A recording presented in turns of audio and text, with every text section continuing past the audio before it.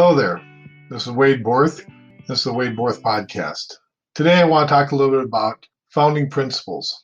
So as we go along in life, we try to figure out who we want to work with and who we want to be and what we want to do. I'm a firm believer in, and I didn't necessarily learn this right away and know this right away, but you have to have some founding principles to know who you are. And so as I've talked to agents that want to work with me, or that maybe I want to work with somebody else as we partner in doing projects, or as I talk to clients and they try to determine if they want to work with me, and I determine if I want to work with them, I was just thinking it's real helpful to have a good understanding of what your founding principles are. And if that other person's founding principles is in somewhat of alignment with my founding principles, then there's a really good chance that we can be successful working together. What I want to talk about today is just what my founding principles are. What, as my friend Tammy Brennan would say, is what's my Bullhorn message? What's the secret sauce that makes me who I am, and what makes me that part of the puzzle that somebody else would say, I want to be close to that because that person I can relate with, or I can be in alignment with that type of person, because we have similar principles and we have similar understandings of where we want to go. So with that being said, what I want to probably start with is, who do I like to work with, and what's my number one founding principle? And again, there's no particular order here. It's just that I like to look at things from a very long-term perspective. And so I like to work with clients that have that long-term perspective. I heard it said one time, somebody said, we don't worry about the next, unlike regular corporations and what we've been taught in the financial media, the financial entertainers is, what's the next quarterly conference call? What does that look like? Where really what we're looking at is the next quarter century. What's that look like? More importantly, we need to make changes as we go along. And so that's real important. But if you don't have an ultimate goal, if you don't have that far out vision saying that's where I want to go, you can end up finding yourself down in the weeds and down in the forest just walking in circles. And I think that's what happens to a lot of people, financially, yes, but even at a higher level, just from a personal development, is that we end up walking in circles because we don't have that long-term objective of where we want to head to, where we want to go. My mentor in the business was Nelson Nash. Well, it was one of my mentors. I met Nelson about 15 years ago, and he was making a good point. He was a forester by trade. He says, foresters, a person that raises trees and grows trees for a living, has a tremendous long-term vision. And so he was one that taught me that having that long-term vision is very important. Because we don't want to live in the nanosecond, because there's very little value, because something's going to change and it's going to disrupt that. Now, life's going to change, and we're going to have curveballs in our trek. I was just imagining if I was out elk hunting and I see a place I want to go hunt. Doesn't mean that's easy to get there, but at least I have a direction I need to walk. I know where I have to go. So I might have to go uphill. I might have to go downhill in that process. I might have to cross the stream. I might have to go east to eventually turn around and go back west again. But again, I know at the end of the day where I have to end up. So being a long-term value and being a long-term thinker and having long-term values is key to the type of people that I like to work with. And what I find is that those people that have the same long-term value vision as I do are attracted to me as well. So it's helpful to have that similar vision. So because we have to pick that point on the horizon that we want to get to. Again, probably the best analogy I can use is having a long-term vision of saying, hey, we, back in the 60s, and they said, we want to go to the moon. The Apollo moonshot was a crazy long-term vision that they did in a very short period of time, it seemed like, but it was a big vision. But they can make these little corrections along the way as they're going to the moon. And that's what we have to do from a financial standpoint, and really from a personal standpoint, is we have to make adjustments. We have to be flexible in that sense, but we have to know where we're headed.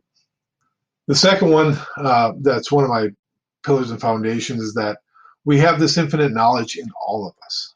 I'm a firm believer that all of us, God has put everything we need to know into each and every one of us. And sometimes what happens, again, in our financial world, as well as in our personal world, there's a lot of noise, a lot of misinformation. And I again, I'm a farm boy from Central North Dakota, so I put it in terms that I understand is that what your strength is and what my strength is, it's like having different crops in a field, you know, and it's important that we have separate crops and we're growing separate crops in our field. But what we both have in common is that we have to eliminate the weeds, eliminate the noise. So again, that information's already there. You just need somebody to help come along and eliminate the weeds that are in your informational garden. So if you think about it, or in your informational field as it is, or your personal field, having somebody that says, I can help you eliminate all that unnecessary noise that's there. So then once that noise is gone, the crop that who you are can flourish and grow. And this is a key function to helping people financially and personally, is saying, what is it that's important to you? And what are those things that are standing in your way? What are those things that are choking your things out? So again, as we understand that information's there, we're not gonna put something that isn't already there. We just have to kind of clear the weeds. So you don't have to say, well, I can't do that, or I'm unable to do that. Well, the reality is that you can do that. The information's there. We just have to sort that out. The third pillar that I think is that's really strong is empowering others. I'm a firm believer that in order to really truly grow, we have to empower others so that they don't need us. For a long time in the financial world, there's been this idea out there that, hey, you got to control the narrative, you got to control the information, so the person finds that they have to come back to you to get the rest of the answer. Well, I would much rather say, let me teach you, let me show you how to fish versus me doing the fishing for you. Because once you know how to fish, then we can grow so much greater from that point going forward. So I find that by empowering others, I learn as much or more from my clients and those relationships and those agents I work with than maybe that I ever bring them. But it was that start of, let me help empower you, so I'm not Oz sitting behind the curtain pulling the strings, or there's not a magic, calculator out there. There's not a magic something out there that there's this distrust because you're looking and say, why aren't you sharing that with me? I want to share as much as totally possible with you and with everybody that I work with, so that we can both grow together. So empowering others, so then you're able to take responsibility and ultimately lead you to going and empowering somebody else beyond yourself, right? So the whole idea is that, which actually leads into my fourth principle, which is I want this to be I want to make multi-generational impact on people's lives. And I want to do that through a mentoring process. Either I'm mentoring or working with agents that are working in the IBC world or just getting started, or working with clients. I want it as a mentoring relationship.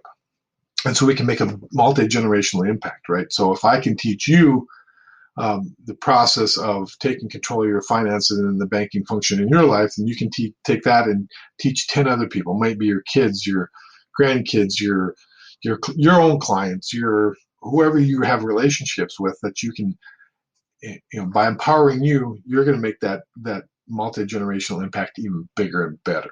So I don't believe any of these stand alone. I think they're actually all work together.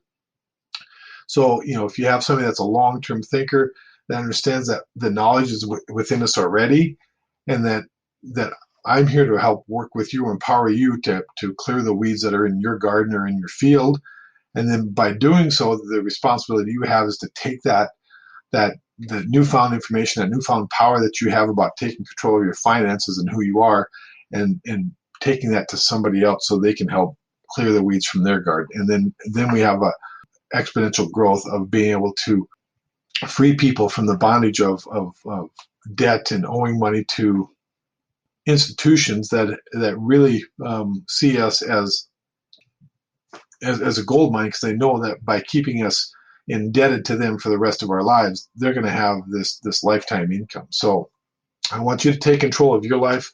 I want the people I work with to have similar values as what I have. They don't have to be 100% alignment, but the closer we are, to having 60, 70, 80% alignment in our life and what our values are and our understanding, again, this is at a financial level and this is at a personal level as well, the closer that we're going to be working better together. Not saying that people that don't have that similar alignment don't need help, but maybe it's just somebody else that they can work with. And I would gladly help find that for other people. But if probably the best analogy I have is if I'm in my house and I turn the lights on with the windows open, there's a light that shines out. And if the people I want to work with and that want to work with me happen to just be in that light.